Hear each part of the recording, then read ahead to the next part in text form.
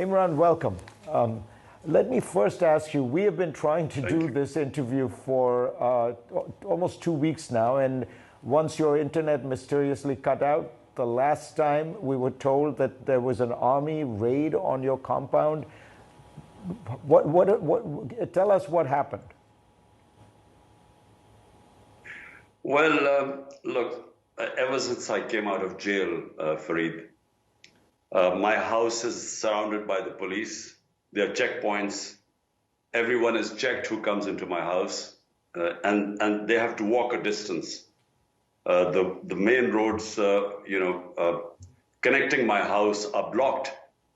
And one evening when I was supposed to do your interview, I suddenly discovered that the government had announced there were 40 terrorists hiding in my house, and they were going to come, the police was going to come looking for them. So I opened my house for the media to come and see where these terrorists were. So that's what stopped the police raid. So unfortunately, it's an unpredictable time. So hence I couldn't do the interview before. Where do you think this goes? Do you worry that the elections which have been scheduled, which you were hoping to participate in, will not take place? Tell us looking forward, what do you see happening?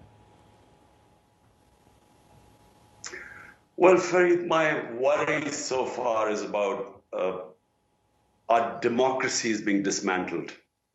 The two provincial assemblies in which we were governing, that's 70% of Pakistan, KP and Punjab. We dissolved our governments, and the constitution is clear, you have to have elections within 90 days. The government wouldn't hold the elections. We then had to go to the Supreme Court. Supreme Court ruled that the elections must be held within 90 days and gave the date of 14th May for the election of Punjab. The government refused. They violated the constitution and the orders of the Supreme Court. Now my worry is that even the national elections, which are scheduled for October, I'm worried that even they won't hold the elections unless and until they are clear that PTI, my party, won't win. Right now, our rating is above 70%. Out of 37 by-elections, we have swept 30. So they are petrified of elections.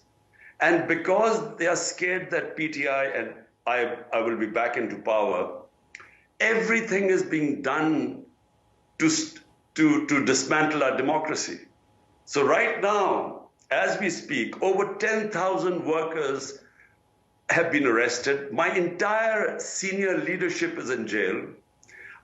Tuesday, I'm going to make an appearance for various bails in Islamabad. 80% chances are that I will be arrested. So right now, there's no rule of law. One of the judges cried while saying that he gave people bail and they were rearrested when they got out of the court. The Supreme Court Chief Justice, when he says elections are to be held on 14th of May, when his decisions are discarded. So we are heading towards law of the jungle. Might is right. Right now, there's no rule of law in this country. Stay with us. When we come back, I will ask Imran Khan. He has taken on the country's most powerful institution, the army. How will that tussle work out when we come back? Imran Khan, who is at the center of a political maelstrom in his country right now. Imran, you know how the story goes, that the army was happy to work with you in your first incarnation. In fact, they supported you, but then they found you uncontrollable, and they essentially engineered your ouster, and now you have taken them on openly. Are you doing that, and can you win a struggle against what is often called Pakistan's most powerful institution? You know that the way the saying goes that most countries have armies. In Pakistan, it is the army that has a country. Look, Fareed, how can you win by taking on your own army? Even if you win, it's a Pyrrhic victory. The country loses. Pakistan needs a powerful army. all you have to do is look around the Muslim world and just look at the devastation that is going on there.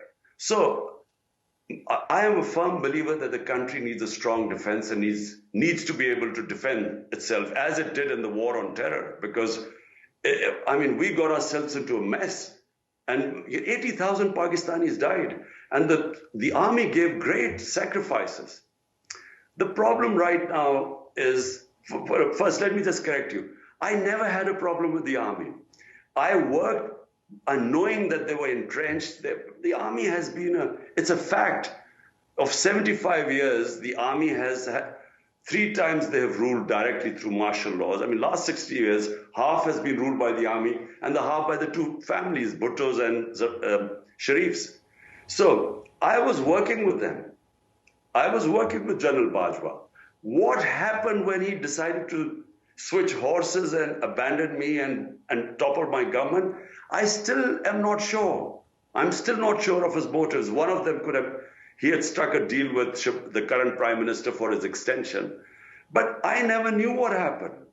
All I know is that the last 6 months, he just worked to remove my government, and he's openly afterwards in an interview claimed that he decided that I was too dangerous for the country, and so my government was ousted. Since then, all I have said is that the solution to Pakistan's problems are in free and fair elections, because that's the only thing that would bring political stability in this country.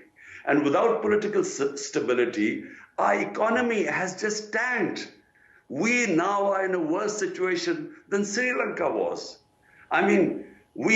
Pakistan has never had the economy in such a tailspin as it is in right now.